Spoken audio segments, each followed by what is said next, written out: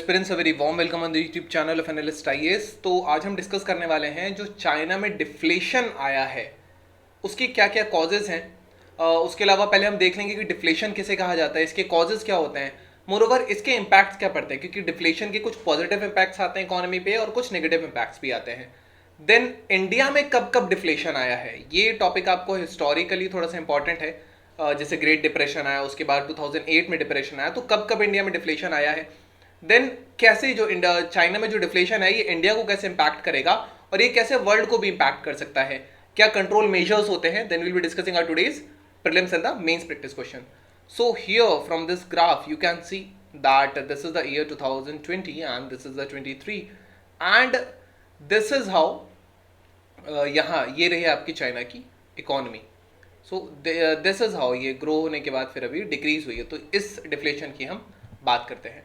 Now why in news recently China का जो national bureau of statistics ने report किया, जो उनका कंज्यूमर प्राइस इंडेक्स है वो डिक्लाइन किया जुलाई 2023 में। अगर लास्ट ईयर से कंपेयर करें और वो लगभग 0.3% से डिक्लाइन किया है, जिससे कंट्री में डिफ्लेशन आया है।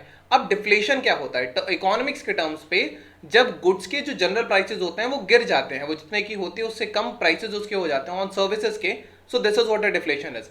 अर्लियर डिफ्लेशन बेसिकली जब मनी सप्लाई में फॉल होता था उसको डिफ्लेशन माना जाता था। अब मनी सप्लाई में जब फॉल होगा तो लेटर ऑन जो प्राइसेस होंगे वो भी कम हो जाएंगे, क्योंकि मनी की वैल्यू बढ़ जाती है।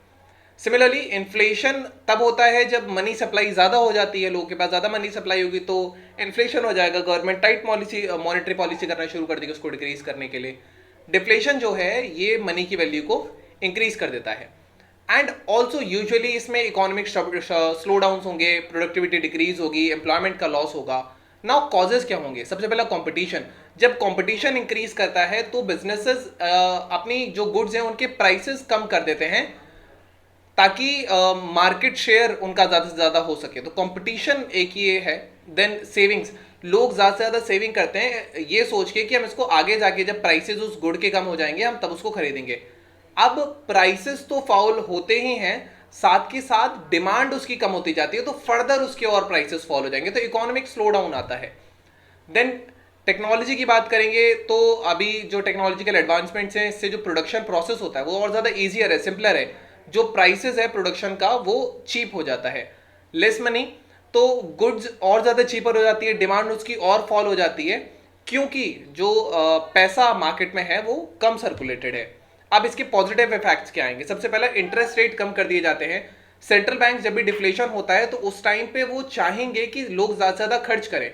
अब इसके लिए वो बोरिंग और स्पेंडिंग कैपेसिटी एंकरेज करना शुरू करेंगे, तो जो इंटरेस्ट देते हैं इसको वो कम कर लेंगे ताकि लोग ज़्यादा से ज़्यादा जो उनके बिजनेस कंज्यूमर्स हैं वो इसको खरीदें एंड इन्वेस्टमेंट में वो ध्यान दें, कंजम्पशन इंक्रीज करें, इकोनॉमिक एक्टिविटी इंक्रीज करें। So these are the cases. Then incentives दिए जाते हैं। जो डिफ्लेशन होता है ये सेविंग को भी एंकरेज कर देता है, क्योंकि मनी की वैल्यू जो है वो इंक्रीज होती है टाइम टू टाइम, और सेवर्स को ये लगता है कि और आगे जाके इंक्रीज होगा तो वो और मनी एक्चुअली सेव करना शुरू कर देते हैं। सो ये एक लॉन्ग टर्म फाइनेंशियल स्टेबिलिटी देता है। इकोनॉमिक एफिशिएंसी भी इंक्रीज करता है। जो डिफ्लेशन है ये बेसिकली ज़्यादा एफिशिएंट और ज़्यादा स्ट्रीमलाइन बेसिकली बिजनेसेस को बना देता है कि वो अपने ऑपरेशंस में ऐसे हों। देन ये जो प्राइसेस फॉल होते हैं ये कंपनीज को एंकरेज करते हैं कि वो जो कॉस्ट है उसको रिड्यूस करे, ज़्यादा इनोवेटिव चीज़ें उसमें लेकर आए एंड मोरओवर ज़्यादा कॉम्पिटिटिव रहे, ताकि उनकी प्रॉफिटेबिलिटी जो है वो मेंटेन रहे मार्केट के अंदर। सो इसका जो फोकस होता है that is on the efficiency, on can lead to the productivity gains can be there, long term economic growth would be there. Then जो फिक्स्ड इनकम बेनिफिशियरीज होते हैं, जो पीपल फिक्स्ड इनकम इन्वेस्टमेंट्स पर रहते हैं, जैसे कि जो रिटायरीज हैं या जो पेंशन के जो लोग हैं जिनको पेंशन्स मिलती है, क्योंकि ऑलरेडी उनकी फिक्स्ड इनकम है, अब वो और ज़्यादा वैल्यू हो जाती है क्योंकि मनी की वैल्यू इंक्रीज कर रही होती है, तो ऐसे में वो एक उनके लिए एक रिलायबल सोर्स ऑफ इनकम हो जाता है। नेगेटिव इफेक्ट्स इसके आते हैं। नेगेटिव में जैसे कि जो ओवरऑल इकोनॉमिक सर्कुलेशन होता है वो कम हो जाता है, प्राइसेस फॉल होंगे, लेटर ऑन उनका परचेजेस डिले हो जाएगा, डिमांड जो होगी वो डिक्रीज हो जाएगी, लोअर प्रोडक्शन होगा, बिजनेस रेवेन्यूज लो होंगे, राइट। सो इसकी वजह से कंज्यूमर स्पेंडिंग भी कम हो जाएगी। ओवरऑल इकोनॉमी में जो मनी सर्कुलेट होता है that would be less, that would be reduced. So ये cycle it creates towards a downward spiral of the economic contraction. Job losses होंगे, फाइनेंशियल इनस्टेबिलिटी आएगी, मोर ओवर जो बिजनेस रेवेन्यू है, जो लोअर प्राइसेस जो हैं, ये बिजनेस रेवेन्यूज को भी कम कर लेते हैं। लो प्रॉफिट्स होते हैं, लेस इन्वेस्टमेंट होता है, देन हायर अनएम्प्लॉयमेंट रेट हो जाएगा, कंपनीज बाहर कर देती हैं एम्प्लॉइज को क्योंकि डिमांड डिक्रीज हो गई उनके प्रोडक्ट की। देन एक्सपेंसिव सर्बिडेड डेप्ट, ये जो डिफ्लेशन है, ये जो रियल बर्डन है डेप्ट का, उसको इंक्रीज करता है। जैसे प्राइसेस फॉल होंगे, जो डेप्ट की वैल्यू है वो तो कांस्टेंट है, एंड इवन वो हो सकता है वो इंक्रीज हो जाए रियल टर्म्स में। सो ये बेसिकली और ज्यादा डिफिकल्ट बना देगा इंडिविजुअल्स को, बिजनेसेस को, गवर्नमेंट को, कि वो जो उनके डेप्ट ऑब्लिगेशन है उसको फुलफिल कर पाए। डिफ्लेशन के टाइम पे जो परचेजिंग पावर होती है हर डॉलर की, जो आप स्पेंड करते हो, वो और ज्यादा हाई होती जाती है। तो अगर कोई इंडिया में अगर कोई व्यक्ति है, चाइना में अगर कोई व्यक्ति है और उसने बाहर से लोन ले रखा है, सपोज दैट उसने अमेरिका से लोन ले रखा है, देन बिकॉज ऑफ डिफ्लेशन, जो क्योंकि मनी की जो वैल्यू है वो इंक्रीज हो रही है, तो इसको वापस से इसी प्राइस को देने में इसको और ज्यादा डेप्ट देना पड़ेगा। So this is what happens now. Deflation in India, so period जब ग्रेट डिप्रेशन 1930s में आया था, इसका कॉज था economic, global economic turn down था वो तो इसकी वजह से इंडिया में एग्रीकल्चर इंडस्ट्रियल कॉन्ट्रैक्शन हुआ था, प्राइसेस फॉल हुए थे। देन इंडिपेंडेंस के बाद 1950 से 1960s तक, क्योंकि सप्लाई साइड जो चेंज थी वो डिसरप्ट थी, मॉनेटरी पॉलिसी उतनी ठीक नहीं थी, तो एग्रीकल्चर फ्लक्चुएशंस थे। देन इन्फ्लेशन को कंट्रोल करने के मेजर्स इस दौरान लिए गए। Then global oil crisis in the 1970s, इसमें ऑयल प्राइसेस बढ़े थे, कॉस्ट पुश इन्फ्लेशन था। इंडिया में इससे इकोनॉमिक स्लो डाउन आया था, कॉस्ट इंक्रीज हो गए थे, डिमांड डिक्रीज हो गया था। देन इकोनॉमिक रिफॉर्म्स 1990s के अराउंड, इसमें बेसिकली मार्केट ओरिएंटेड इकोनॉमी की ओर ट्रांजिशन हो रहा था, पॉलिसी मेजर्स ऐसे लिए जा रहे थे।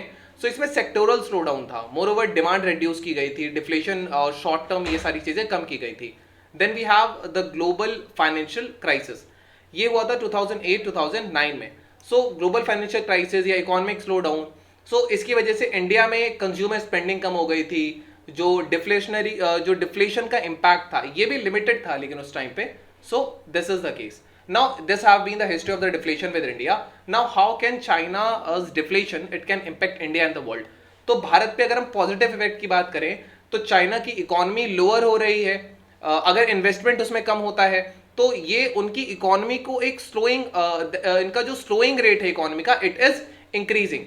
अब जो deflation, now it is deflation, so India जो है पोटेंशियली ये एक मैन्युफैक्चरिंग हब की तरह इमर्ज हो सकता है, right, for the development of the economies and for India. अगर इकोनॉमी के रिफॉर्म्स को एक्सेलरेट किया जाता है तो India next manufacturing hub Asia में बन सकता है। देन नेगेटिव इसका इफेक्ट आएगा, चाइना जो है वो इंडिया का ओर का one of the biggest importers है। जो ईस्ट एशियन कंट्री है ये लगभग 70% इंडिया का आयरन ओर लेते हैं, इंडिया से आयरन ओर 70% जो आयरन ओर लेते हैं वो इंडिया से जाता है। देयरफॉर अगर उनकी इकोनॉमी कम होगी, इसका मतलब कि वो इंपोर्ट भी कम कर देंगे क्योंकि डिमांड कम है। सो इसका इफेक्ट इंडियन इकोनॉमी पे आ सकता है। वर्ल्ड पर क्या आएगा, ग्लोबल सप्लाई चेन की अगर हम बात करेंगे तो बहुत सारी ऐसी ग्लोबल सप्लाई चेन हैं जो इंट्रिकेटली चाइना से लिंक्ड है, चाइना मेजर मैन्युफैक्चरर है। सो अगर चाइना का एक्सपोर्ट इंजन जो है डिफ्लेशन की वजह से बेकार हो जाता है या और वीक डिमांड की वजह से, तो सप्लाई चेन में डिस्ट्रप्शन आ सकते हैं। जो इंडस्ट्री जो ऑलरेडी वर्ल्ड वाइड है उनमें ये उनको इफेक्ट करेगा, एंड दोज इंक्लूडिंग इंडिया। जो इंटरमीडिएट गुड्स जो चाइना बनाता है, तो इंटरमीडिएट गुड्स अगर वो कम बनाएगा तो ये बाकी सारे वर्ल्ड में जो इंडस्ट्रीज हैं जो उस पर डिपेंड करती हैं उनको लॉस होगा। देन चाइना वर्ल्ड की सेकेंड लार्जेस्ट इकोनॉमी है और इसकी जो इकोनॉमिक हेल्थ है इसका बहुत सिग्निफिकेंट इम्पैक्ट जाता है ग्लोबल ग्रोथ की ओर। तो अगर चाइना की इकोनॉमिक एक्टिविटी में शार्प डिक्लाइन आता है डिफ्लेशन की वजह से, ये और ज्यादा जो डिमांड है, जो गुड्स और सर्विसेज की वर्ल्ड वाइड डिमांड है, उसको और रिड्यूस कर देगा। सो एक global economic slowdown can be there. Central bank जो है बहुत सारी कंट्रीज में ये भी चैलेंजेस फेस कर सकते हैं मॉनेटरी पॉलिसी को बेसिकली मैनेज करने के लिए, क्योंकि चाइना में डिफ्लेशन है, क्योंकि लोअर ग्लोबल डिमांड होगी। सो ये basically it would lead to reduced inflationary pressures. इसका एक्चुअली इम्पैक्ट आएगा उनकी इंटरेस्ट रेट पॉलिसीज पे ऑल, तो ये सेंट्रल बैंक्स के लिए भी एक तरीके से हैवॉक है। Then what are the measures to which we can control the deflation. So deflation के टाइम पे गवर्नमेंट को चीप मनी या डॉविश मनी पॉलिसी करनी चाहिए, जिसमें लोन्स को चीप किया जाता है, पैसा आसानी से कम ब्याज दरों पे लोगों को दे दिया जाता है, कम इंटरेस्ट रेट पे। सो बेनिफिट जैसे कि tax reduction would be there, subsidies would be there, so that individuals को एंकरेज किया जा सके for expenditure and purchase in the economy. Demand increase कराना बेसिकली होगा। अब जो पब्लिक एक्सपेंडिचर है पब्लिक इंफ्रास्ट्रक्चर प्रोजेक्ट्स पे, जैसे हाईवेज है, डैम्स है, जो गवर्नमेंट बनवाती है, तो इनको हम उसमें इन्वेस्ट कर सकते हैं ताकि जो स्टील इंडस्ट्री है, जो सीमेंट इंडस्ट्री है, इसको बूस्ट किया जा सके। मोरोवर ये एम्प्लॉयमेंट जनरेट करेगा। इन टर्न जब एम्प्लॉयमेंट जनरेट होगा तो परचेजिंग पावर बढ़ेगी, डिमांड इंक्रीज हो जाएगी। तो इस तरीके, this is how governments fight with the deflation. Now we have a prelims practice question, which of the following principles is the exact reverse of inflation? Recession, stagflation, deflation, none of these. You can type the answer in the comment section, then let you know if it's correct or not. Then we have our main practice question, what is deflation? Analyze the threat of deflation in China and its potential impact on global economy. So this was all about today's video and session. I hope you understood well. Thank you, have a nice day and stay tuned with the little styles for your better preparation.